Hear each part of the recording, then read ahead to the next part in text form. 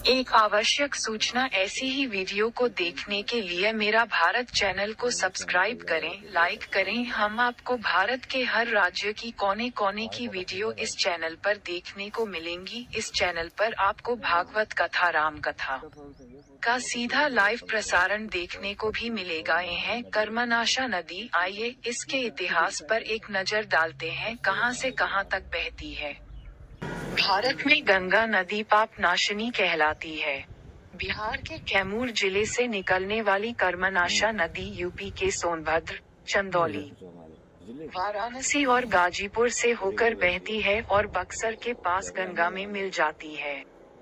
चूंकि भारत में गंगाजी जैसी पवित्र नदी है, तो कर्मनाशा नदी होने का क्या महत्व है। कहां से निकलती है कर्मनाशा नदी। बता दें कि कर्मनाशा नदी बिहार के कैमूर जिले से निकलती है और उत्तर प्रदेश में बहती है। ऐसे में यह नदी बिहार और यूपी को बांटती भी है। कर्मनाशा नदी उत्तर प्रदेश के सोनभद्र, चंदौली, वाराणसी और गाजीपुर से होकर बहती है। माना जाता है कि इस नदी का पानी छूने से बने बनाए काम बिगड़ जाते हैं। इस नदी की लंबाई करीब 192 किलोमीटर है। इस नदी का 116 किलोमीटर का हिस्सा यूपी में आता है। कर्मनाशा नदी को लेकर पौराणिक कहानी। एक पौराणिक कथा के अनुसार राजा हरिश्चंद्र के पिता सत्यव्रत बेहद पराक्रमी थे। उनके गुरु थे वशिष्ठ। अपने गुरु वशिष्ठ से सत्यव्रत ने एक वरदान मांगा। उन्होंने गुरु वशिष्ठ से सशरीर स्वर्ग में जाने की इच्छा व्यक्त कर दी, लेकिन गुरु वशिष्ठ ने मना कर दिया। इसके बाद सत्यव्रत नाराज हो गए और अपनी यह विश्वामित्र के पास व्यक्त की। विश्वामित्रा ने वशिष्ठ से शत्रुता के कारण राजा सत्यव्रत की बात मान गए और उन्हें स्वर्ग भेजने के लिए तैयार हो गए। विश्वामित्र ने अपने तप के बल पर यह काम कर दिया। इसे देख इंद्र क्रोधित हो गए और उन्हें उल्टा सिर करके वापस धरती पर भेज दिया। विश्वामित्र ने हालांकि अपने तप से राजा को स्वर्ग और धरती के बीच रोक दिया।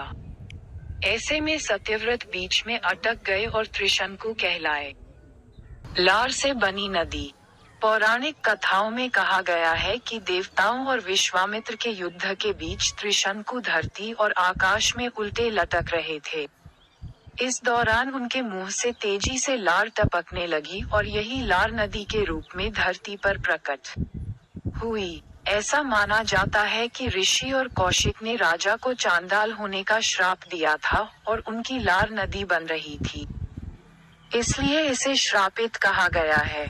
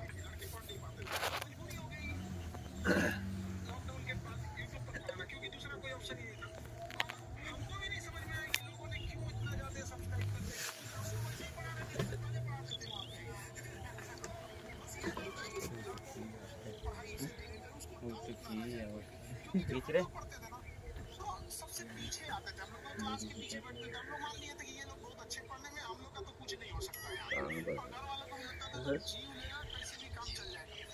बाद में हम लोग को पता चला था कि टीचर की गड़बड़ी थी, हमारे ऊपर ब्लेम लगा।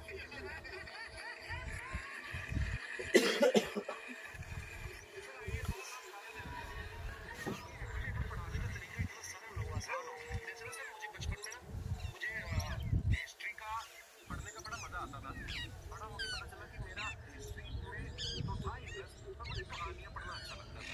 आज मुझे थोड़ा लिखने का भी शौक है, क्या कुछ शायद फ्यूचर में चल के आप कुछ ऐसा लिखे, शौक है लिखने का। अब जाके समझ में आया कि वो क्यों अच्छा लगता था, उसमें कहानी होती थी।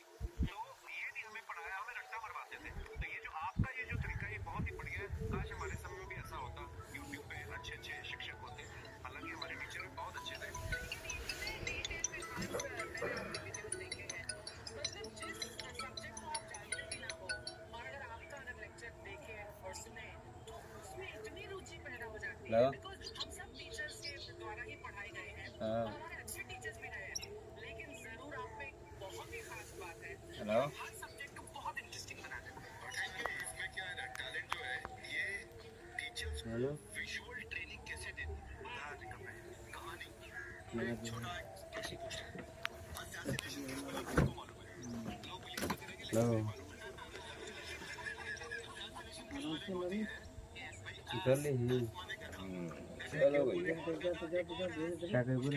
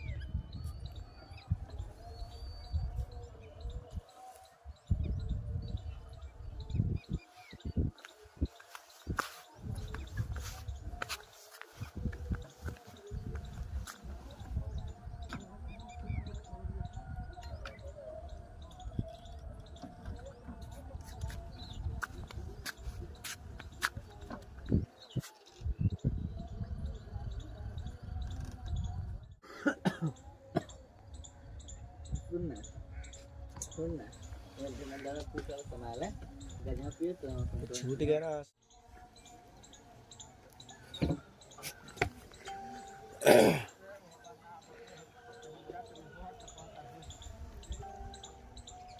ये क्या कर रहे हैं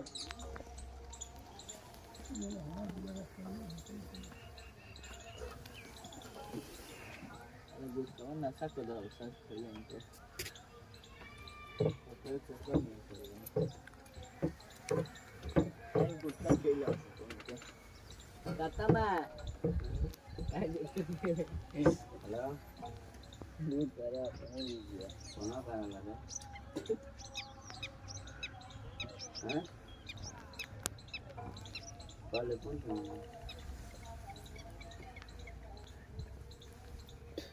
हैं हेलो हेलो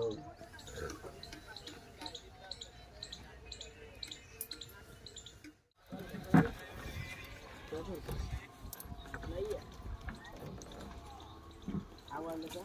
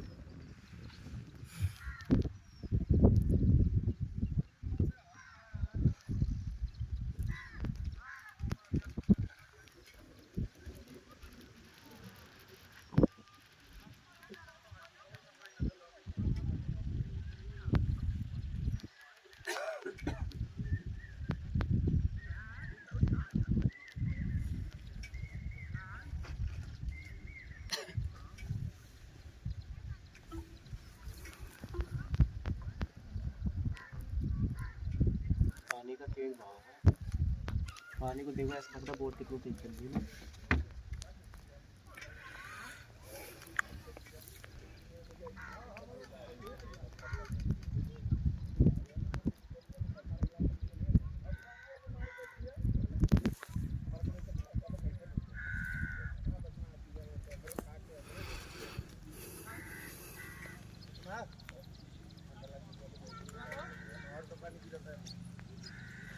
और तो पानी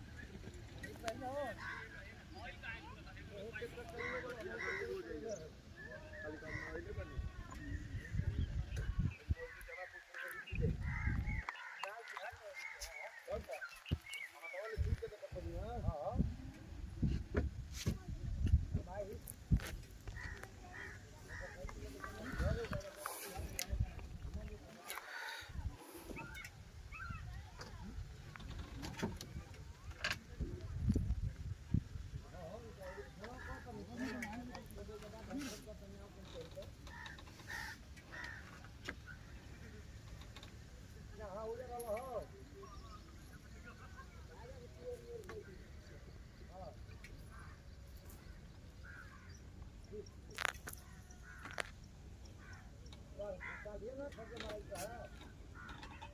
अरे पास ये खाद मार का वाला ना